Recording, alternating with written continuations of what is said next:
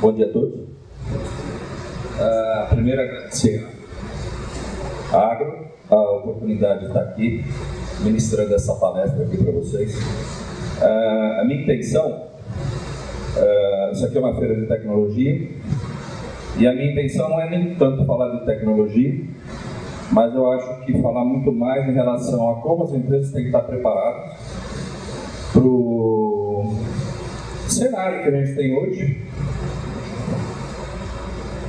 de país, de mundo, de economia,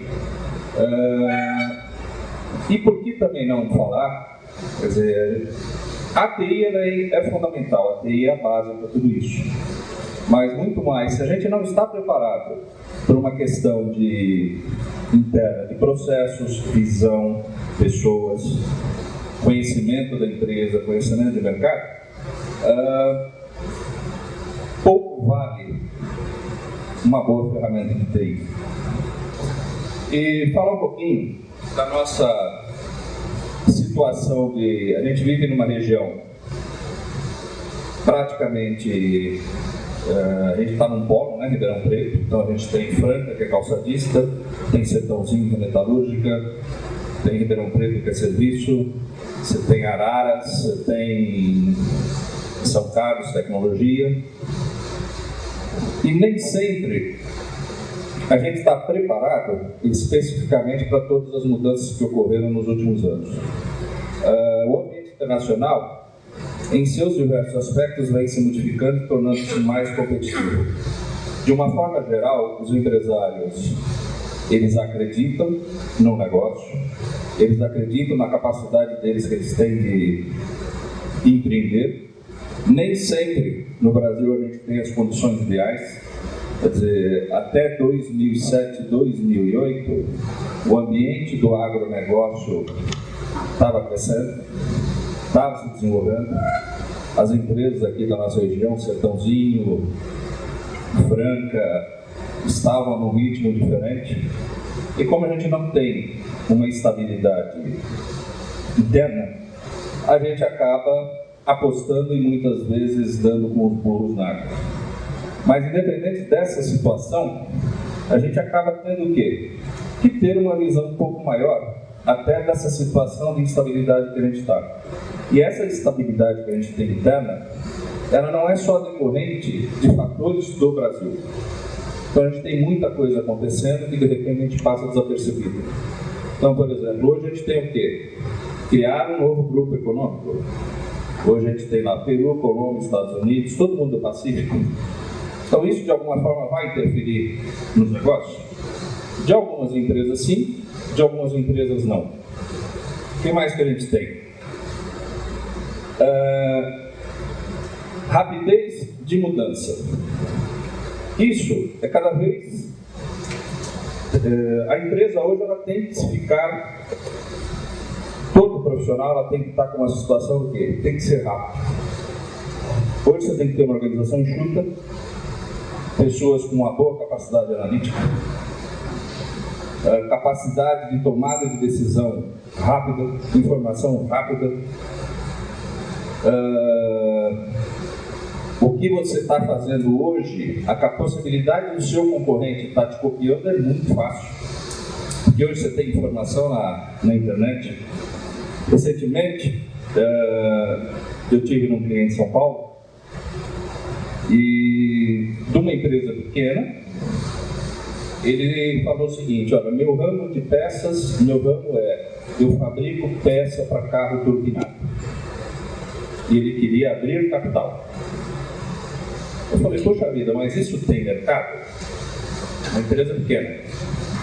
Eu disse, tem, mas não aqui. Tem nos Estados Unidos. Aí o que ele fez?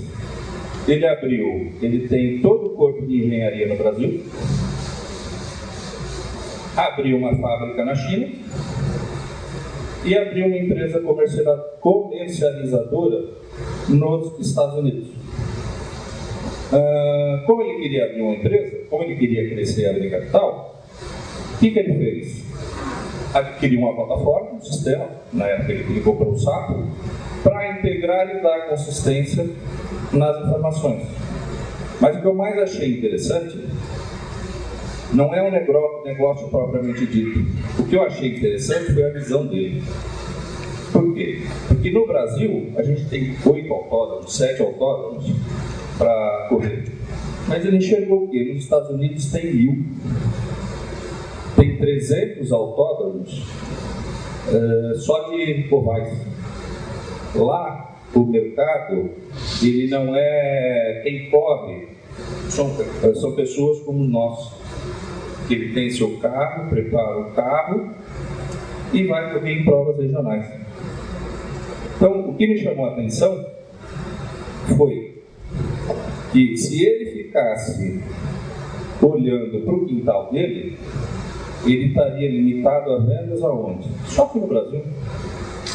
E aí ele descobriu mais uma coisa, ele se tornou um especialista em comércio internacional na China. Essa semana eu liguei para ele, ele falou o seguinte: olha, meus negócios deram uma caída, estou me reestruturando. Agora eu estou prestando consultoria para desenvolver negócios com empresas que queiram que eu tenha os acessos lá fora. Então o que acontece? Até um ano atrás ele estava querendo abrir capital. Então ele buscou alternativas para isso. Mas mudou. Mas não é porque mudou que ele não vai deixar de repente, usar tudo aquilo que ele aprendeu. Então acho que isso, dentro de empresa, a gente tem que estar preparado. E aí, também tem uma outra situação. Tanta mudança faz com que os gestores tenham que fazer o quê? Dá para perder muito tempo com informação? Dá para eu ter uma área específica preparando relatórios para eu receber? O gestor, muitas vezes, ele tem que estar onde?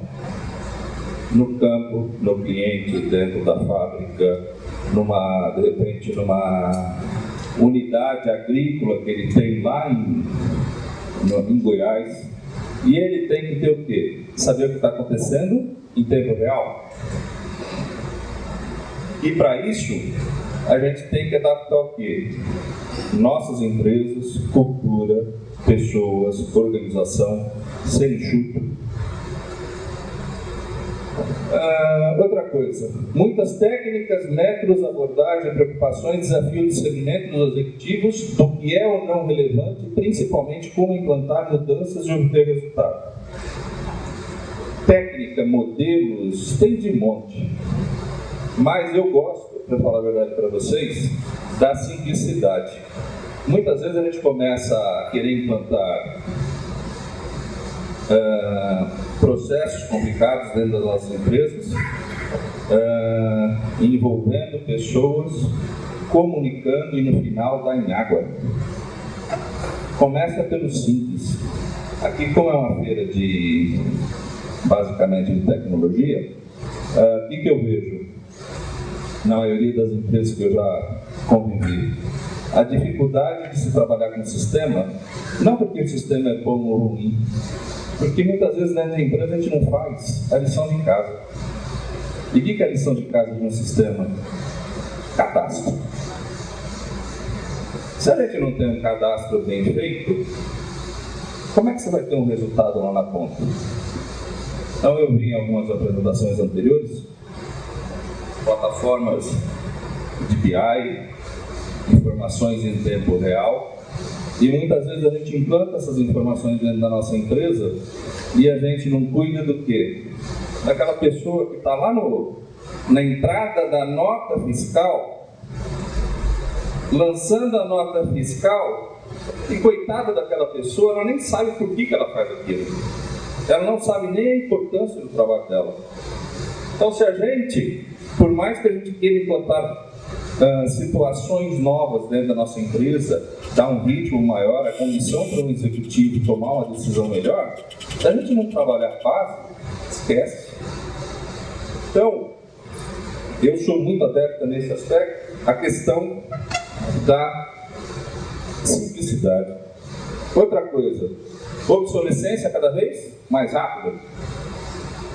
Quantos carros são lançados por mês hoje? Aqui, quer dizer, aqui nosso público vamos dizer assim, de 80 para trás, né? De 80 para cá. Mas quem lembra o carro de 1983, qual que era o stop? Santana e Monza. Hoje, você nem sabe mais os carros que tem. Já lançaram, a Fiat já lançou uma picape nova, a Europe também, agora tem a Europe também da Renault. E por que a indústria automobilística fez isso? Porque qual que é o objetivo dela? É consumo. Ou ela inova, ou todo mundo continua comprando Monza e Santana e fica tudo bem. Sempre a mesma coisa. E quando a gente fala de obsolescência rápida, vou falar um pouquinho de indicador. Quem trabalha, de repente, o indicador é quantos processos novos ou quantos produtos novos a gente lançou ou tem na carteira para o lançamento desse ano.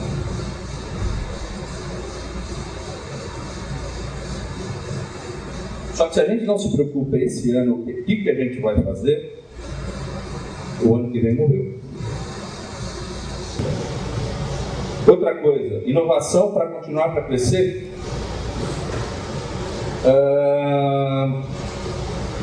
Às vezes a gente fala de inovação e a gente pensa só no quê? Produto, né? E processo de fábrica. Mas hoje quem ganha dinheiro está desenvolvendo inovação onde? Forma de comercialização, forma de prestação de serviço, forma de gestão. Então não dá só para pensar na questão produto. Às vezes a gente vai ganhar dinheiro com o mesmo produto, só que com um formato diferente de venda. O que mais, gente? Vamos lá. Novos blocos econômicos. Concorda quando você tem novos blocos econômicos, você vai privilegiar quem está dentro desse bloco? E aí concorda que esse novo bloco econômico que tem Estados Unidos, México, Colômbia, é um bloco rico? E que bloco que a gente está? Um bloco pobre. A gente está se relacionando com quem? Com a Argentina, com o Paraguai, o Uruguai, Venezuela. Interdependência das nações. Todo mundo fala, o PIB hoje da China está crescendo 6,9% e a gente já está apavorado. Porque a China, enquanto estava crescendo 7, 8%, a gente tinha uma expectativa de vender mais aço para lá, vender mais commodity de uma forma geral, que o Brasil é um país de commodity. Mas como a gente se prepara como país, para caso eu perca aquele mercado, eu consiga ter outros mercados ou abastecer o mercado interno. A questão da indústria calçadista, ela sofre muito por isso. Se o dólar está bom, ela vende. Se o dólar está baixo, a gente importa calçado da China. Então ela não consegue ter estabilidade. Mas agora, por que não ter uma fábrica minha aqui na China? É visão? Você pega a Gerdau. Acho que a Gerdau, em 100 anos de existência, acho que ela só teve prejuízo uma vez. Em 2008, na crise, ou 2009. O processo de internacionalização da empresa aconteceu, se eu não me engano, me fala a memória, ou na década de 90 ou de 80. Alguém teve a visão que lá fora era interessante. Para eu sobreviver daqui a X tempo, eu tenho que estar lá fora. Então não dá para a gente falar assim, olha, o mundo lá fora não vai interferir no que a gente faz aqui hoje. Visão de longo prazo. O brasileiro gosta de resultado imediato. Conhecimento do seu concorrente. Num treinamento que eu estava com o pessoal da Grupo Petrópolis, tinha o pessoal de diretoria e de controladoria. Eles comentaram o seguinte: todo trimestre, eles são uma empresa de capital fechado, mas a cada 3 meses, quando a Ambev solta as demonstrações financeiras dela, eu tenho uma área interna que analisa as demonstrações financeiras da Ambev. Por quê? Porque ela é referência. O que eles estão fazendo de diferente que eu não sou? Não estou. Conhecimento do seu fornecedor. E aí, ainda dentro do ambiente de controladoria, que informações que eu tenho do meu fornecedor para num processo de tomada de decisão? Ele depende muito de mim, eu dependo muito dele. Que prazo que eu tenho de compra ou de venda? Que custo financeiro que ele embute? Como é que está essa relação? Como é que é o processo de qualidade? O que mais, gente? Conhecimento do seu cliente. Só para eu ter uma ideia, os profissionais daqui são mais da área de TI, administração, como é que é? TI. Quem que, assim, do conhecimento que vocês têm internamente, quem que conhece a fundo a carteira de clientes da empresa de vocês? Que analisa quem compra, quem não compra, diariamente, mensalmente, cria rotina para isso. Eu, assim, aqui na própria região, eu já convivi com empresas que não acompanham nem faturamento. Eu vi o número no final. Que de repente tinham dificuldades, inclusive, de analisar a frequência, se o cliente comprava todo mês ou não comprava todo mês. Tinha dificuldade de saber quais eram os principais clientes, ou ranking, ou curva 80-20, 80. São informações simples, que de repente com o sistema a gente quer uma análise maravilhosa, só que a gente não consegue nem o básico. Outra coisa, ambiente multicultural. Isso é uma realidade. Acho que hoje você ter acesso a ir ao exterior é muito mais fácil. E também trazer gente de fora para trabalhar aqui é uma alternativa. Eu tive uma aluna que ela trabalhava numa confecção lá no Rio Grande do Sul.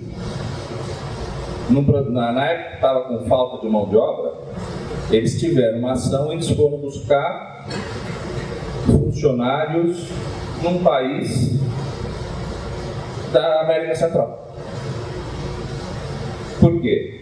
Eles iam mais comprometidos, uma vontade de realização diferente, e eles passaram por esse processo. De repente vem com uma cultura e uma forma de trabalho também diferente.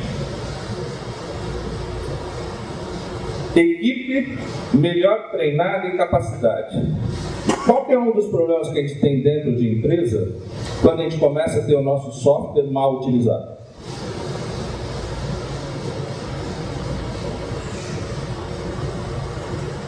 Mandei um funcionário embora que conhecia bem o software. Aí entra um outro. Aí sobra um que conhecia mais ou menos e ensina aquela pessoa. Aí aquela pessoa, aquele outro que conhecia mais ou menos é mandado embora. Aí o que fica vai ensinar para um outro. E geralmente a gente ensina o quê? O que a gente usa. Então como é que eu vou ter uma controladoria, ou vou usar qualquer sistema tem, se quem entra na empresa não passa por um processo de integração para conhecer as funcionalidades básicas, de repente, da ferramenta que ela vai trabalhar, ou até muitas vezes o que se espera dela.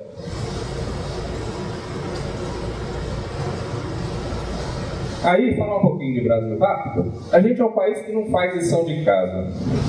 Nunca, eu nem sei se vai fazer, eu acredito que eu não vou fazer isso. Eu lembro que faz 30 anos que eu escuto que a gente é um país do futuro, e esse futuro nunca chega, né? Está sempre distante.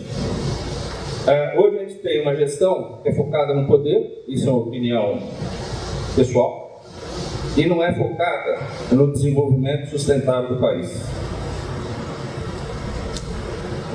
Outra coisa, não sabemos o que queremos ser quando crescer como país. A gente vai ser o melhor país em agricultura, a gente vai ser o maior país de repente, em agronegócio, em desenvolvimento tecnológico, a gente vai ser o maior país, a maior nação do mundo daqui 100 anos em poderio bélico. O que a gente vai ser quando crescer? O Brasil não tem essa identidade. E essa identidade, ela ocorre quando coisas básicas não acontecem: educação, saúde e segurança. A gente não tem. E dentro da empresa a gente tem essa carência. No Brasil, pelo próprio modelo, a gente tem mais interesse político do que interesse de nação. Aí falar, mas o Brasil é um país novo. Os Estados Unidos também é. Nascemos na mesma época. Só que aqui o Brasil ele tem o quê? Uma colonização extrativista. E o duro é que a gente continua tendo uma colonização extrativista. O que fizeram da Petrobras?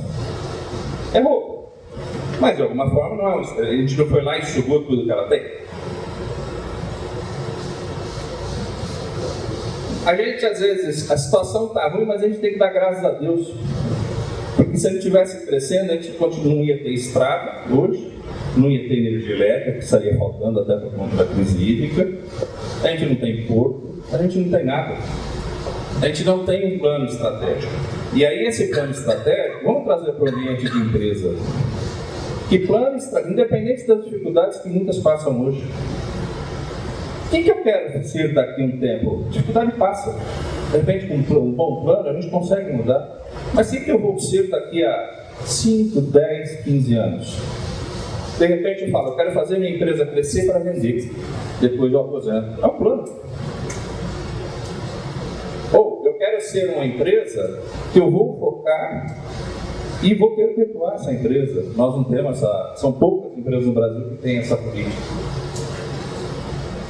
Nós temos um Estado intervencionista, e aí a gente tem intervenção na Petrobras, a gente tem intervenção na Eletrobras, a gente tem intervenção em todos os órgãos.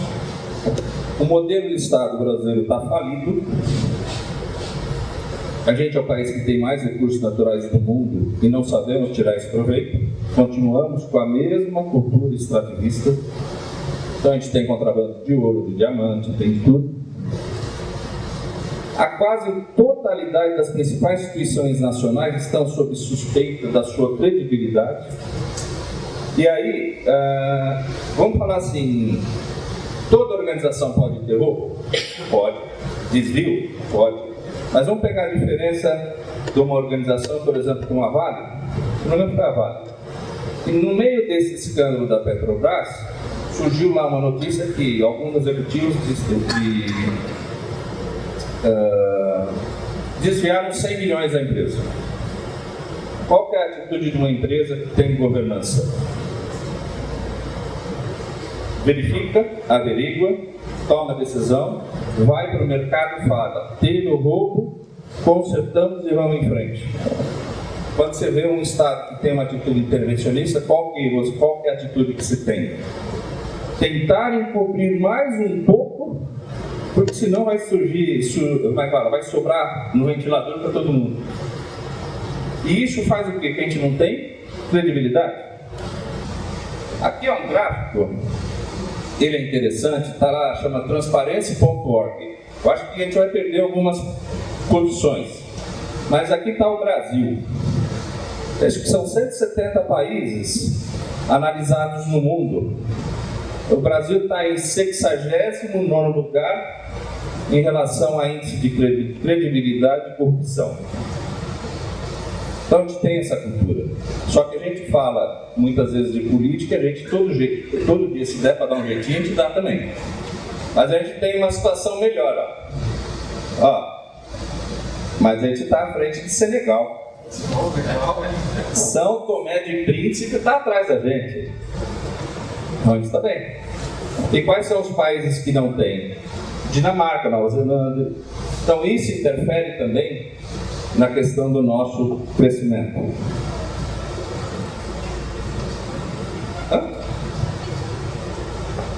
Aí, se a gente falar de indicadores e perspectivas econômicas, como eu já disse, a gente é sempre o país do futuro.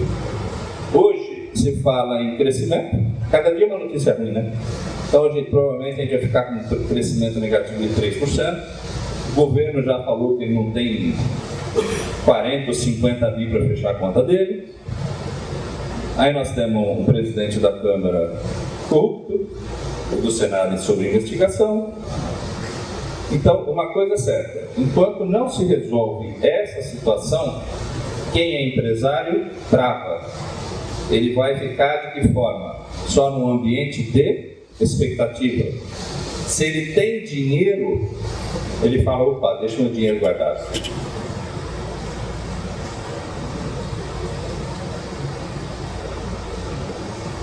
Nossas empresas precisam viver do presente e construir seu futuro. É isso que eu acho que é o grande desafio, independente de todas dessas adversidades. Então isso precisa ter envolvimento, tem que ter equipe, tem que ter meta. A gente precisa saber que em algum momento vai estar mais difícil vender. E não está só difícil vender. Ontem eu conversei com um cliente lá do Pará. Ele estava faturando muito, ele vendia muito lucrativo. Aí ele percebeu que perdeu um grande fornecedor, que pesava 2 milhões de reais no faturamento dele. Aí começou a lição de casa, que é tudo que todo mundo está fazendo. Mandou gente embora, está em processo de redução de custo, e aonde ele tinha o quê? Margens menores, está trabalhando com uma margem maior para quê? Para compensar aquilo que ele perdeu. Então essa lição de casa a gente vai ter que fazer independente de qualquer coisa. E para isso, ser competitivo é o nome do jogo hoje e sempre vai ser. E o que é ser competitivo? Conhecer bem o negócio, seu negócio, estar atento a tudo que está acontecendo, conhecer o que tem fora do país, para o ramo de atividade que a gente está, se dá para fazer parceria, se dá para começar a comercializar lá fora. Meu filho trabalha numa empresa de tecnologia em São Paulo. Se formou, era uma empresa portuguesa e tinha uma filial no Brasil. Eles faziam software, eles tinham clientes a TIM, o portal da TIM, o portal da Porto Seguro. E por que a gente não pode ser igual? Outro dia também vi na TV uma empresa brasileira que montou uma filial no Vale do Silício para tentar aprender e buscar situações novas.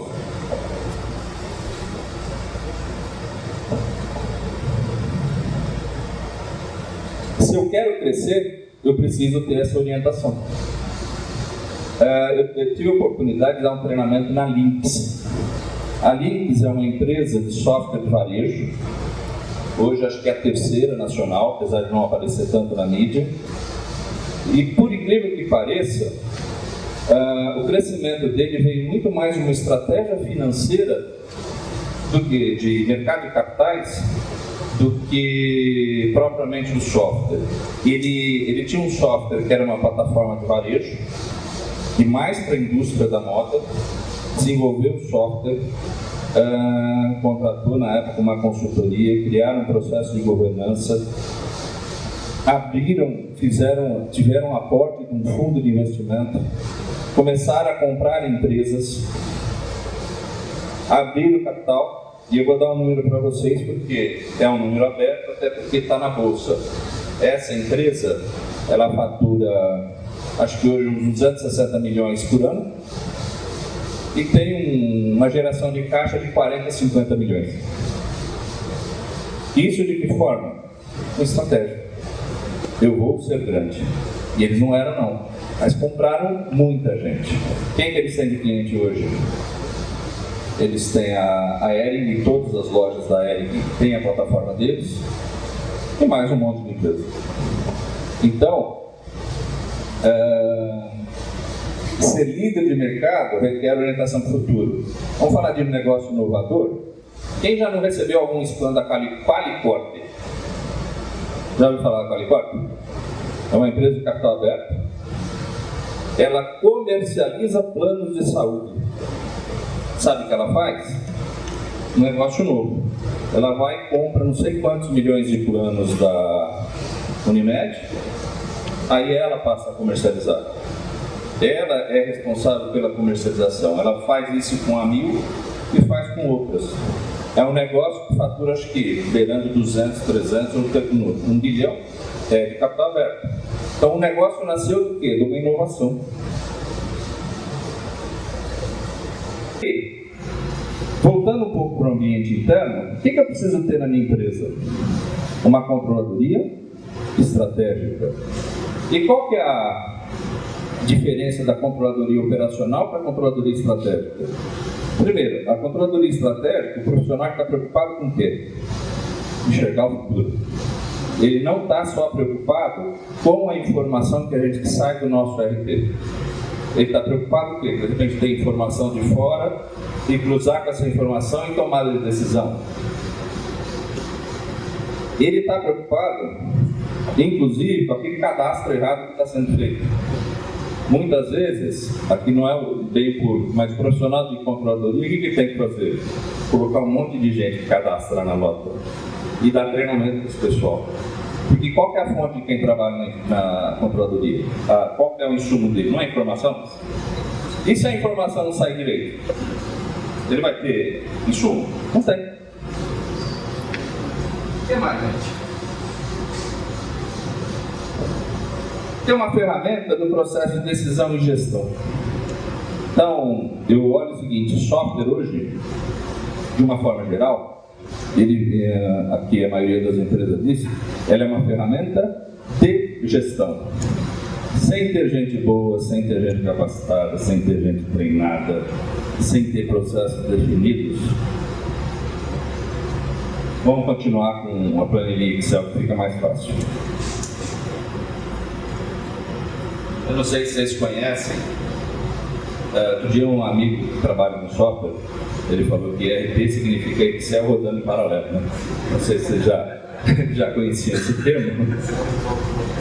Ó, e aí, na controladoria estratégica a gente tem o quê? Ter algumas, isso para o decisor lá em cima, né?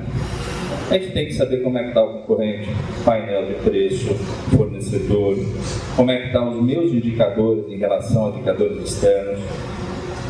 A gente tem que estar de olho como é que está a questão de legislação que mata uma empresa em 2 minutinhos se a gente bobear. A questão de clima, recursos naturais, política, quer dizer, o ambiente que a empresa está inserido, se ela não ficar atenta a isso, de repente posso ter um melhor sistema, melhor informação, mas se eu fechar o olho lá para fora, eu morro.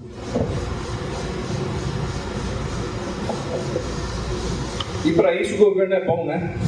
Quer sistema mais perfeitinho que o SPED, fiscal, lei social. Ontem eu tenho uma empregada em casa. Ontem eu fui no escritório de contabilidade que eles me chamaram, porque agora eu vou ser cadastrado no lei social também, que está registrado no meu nome.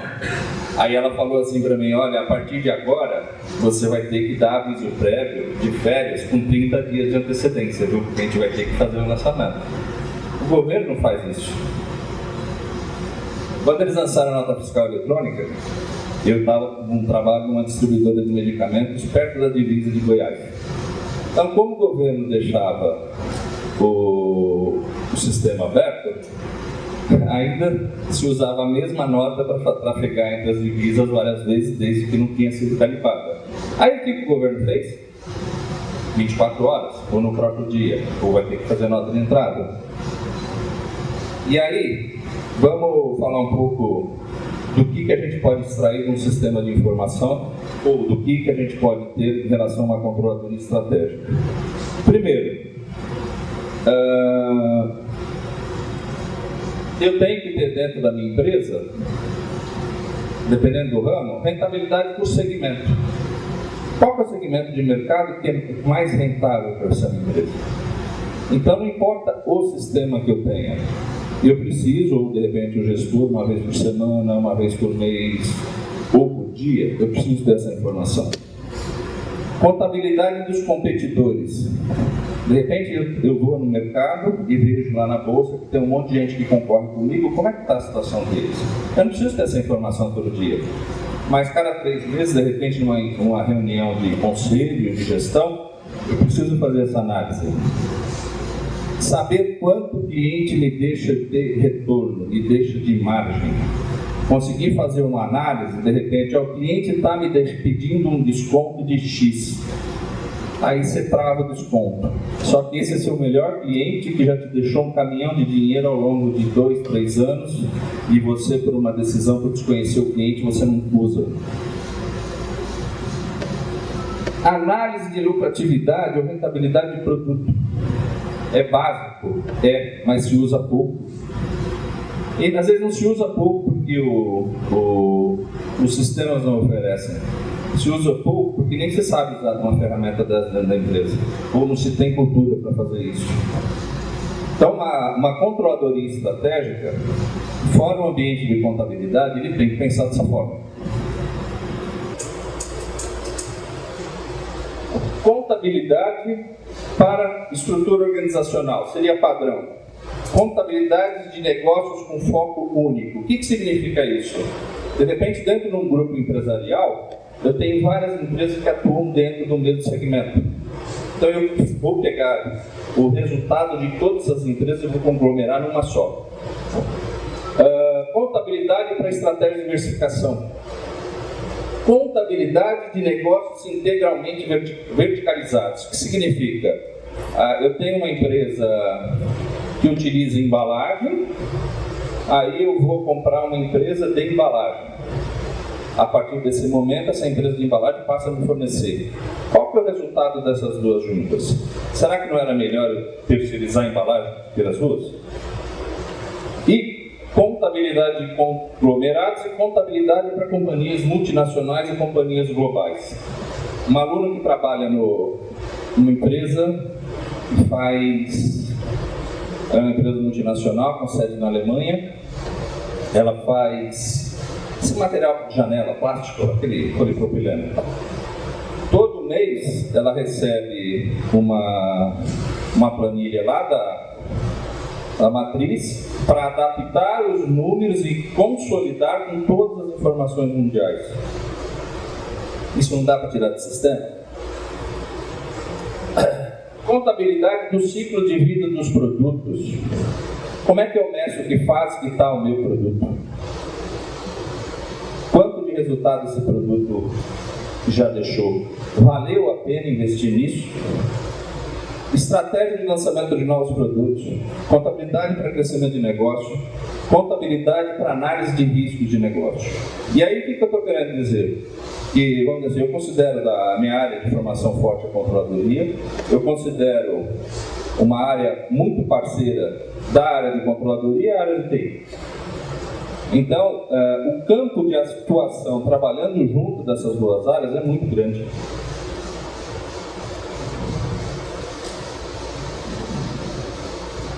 E aí, continuando, o que a gente tem? Tem uma questão da gestão da informação, né? Aí eu vou voltar lá para o pessoal de TI, pessoal de controladoria. O que a gente precisa? Baixo custo de informação.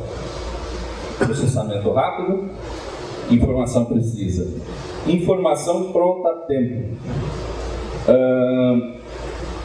Numa empresa de capital aberto, eu perguntei assim, você sempre sonha com o melhor dos mundos, né?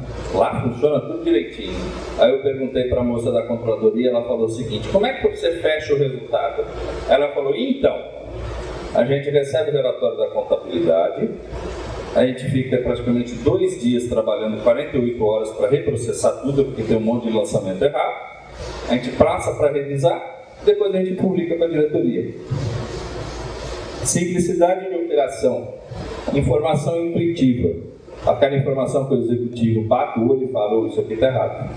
Ou, a direção é essa. Informação precisa. Qualidade. Não tem coisa que mais irrita um gestor é se apresentar um relatório e às vezes tem gente que chama de dedo podre, né? Ele bate o olho, coloca o dedo e fala assim, ó, isso aqui eu acho que está errado. Ele vai ver e tá. Gestão do conhecimento. O que eu considero gestão de conhecimento? Primeiro, segurança de informação.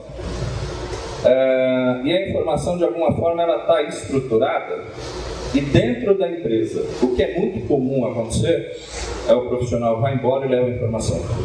É difícil não levar? Não, porque você trabalha com a informação todo dia. Mas aí entra uma pessoa, um novo profissional, que aí, em vez de se preocupar com o gerenciamento, qual vai ser a preocupação do executivo? Eu gosto de relatório assim. Eu não gosto de trabalhar desse jeito. Aí está muito mais preocupado com o formato do relatório do que da sequência do que está sendo feito.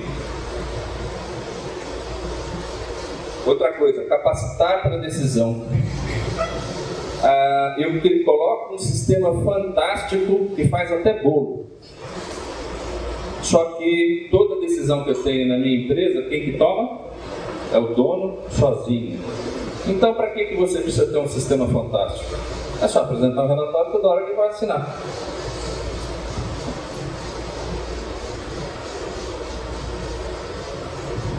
Outra coisa, a informação tem que ser intuitiva, já falei. Personalização da informação tem que ser fácil. Eu não posso ter um sistema muito travado. Muitas vezes existe padrão de administração, de formato, mas às vezes cada empresa ela precisa ter uma adaptação à sua característica de gestão. A informação tem que ser visual, tem que ser de simples acesso, banco de dados relacional, tem que ter boa integração. A empresa, hoje eu acho que a melhor forma de trabalhar é a gestão do processo. Daí você quebra um pouco a questão do departamento e aí todo mundo começa a ver o todo. Quer dizer, eu não sou dono do departamento, eu faço parte de um processo onde eu tenho que dar um resultado para ele poder atingir o dele. E para mim, nos cursos de controladoria que eu falo é o seguinte: um bom sistema de gestão bem implantado. E bem implantado, para mim, o alicerce dele está bem feitinho, pronto, bons cadastros, com as regras de negócio. Para pessoal de tecnologia de informação, às vezes é muito básico falar isso, mas em qualquer empresa que você vai, é essa a maior dificuldade que você tem. E para ele ser bem implantado, até por experiência, depende muito de quem manda e depende muito de quem faz. Se não houver aquela pessoa de cima, olha, eu vou fazer isso aqui, eu vou dar, não vai rolar. E embaixo alguém participativo, consciente, não anda. E aí, fala um pouquinho do ramo agrícola, né? Dentro das estratégias de Porter, a gente tem o quê? Liderança em custo, diferenciação e foco. Praticamente, se a gente dá as empresas, de uma forma geral, agrícola, do ramo agrícola, agronegócio, a liderança delas é no quê? É custo. Por quê? Porque eles não têm tanto valor agregado em produto. Por quê? Porque eles produzem muito, é commodity. Então, atrás dessa liderança em custo, o que eu preciso ter? Processos bem definidos. Isso para a empresa familiar ou para a grande empresa. Preciso ter automação. Quanto mais o meu processo for automatizado, provavelmente menor será meu custo. Equipe treinada e enxuta. Cultura de melhoria constante. Não é porque um processo existe hoje que não possa ser melhorado. Trabalhar detalhes. Hoje a gente ganha dinheiro em detalhe. Busca de ganho de escala, qualidade e sistemas de informação. E aí, como é que a gente pode hoje na área agrícola ter ganho de competitividade se a gente não tiver um bom gerenciamento agrícola? No detalhe. Conhecer custo de frota, logística e caro no país. Gestão de contratos. Quando vence, como vence, quanto eu devo pagar, quais são as cláusulas que foram acordadas. Mobilidade. Eu estou no campo, eu tenho que olhar aquela informação e saber que ela está funcionando. Frota. Manutenção de frota. Saber se está valendo a pena ou não trocar tal veículo. Ou se estão metendo a mão no meu bolso. Manutenção industrial, gestão da qualidade industrial. Se isso aqui não rodar bem, o resultado vai influenciar onde? Contabilidade financeira.